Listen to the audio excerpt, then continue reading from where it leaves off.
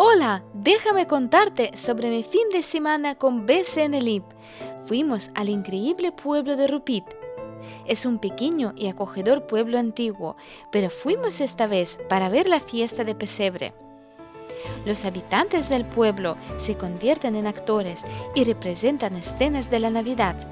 Vimos talleres antiguos, jinetes en caballos, gente alrededor de la fogata y por supuesto el nacimiento de Jesús. Pero antes de la fiesta hicimos una pequeña caminata y vimos tantos lugares hermosos. Alimentamos a los simpáticos burros con manzanas, subimos a una roca desde donde habían vistas impresionantes y luego hicimos un picnic en un claro. También vimos una gran cascada, aunque en invierno no hay casi agua. Y por la tarde llegamos al pueblo para participar en la fiesta. Nos invitaron a un chocolate caliente y comenzamos a ver las escenas de nacimiento de Jesús. Fue una experiencia maravillosa y no puedo esperar a volver ahí de nuevo. Gracias, BCN.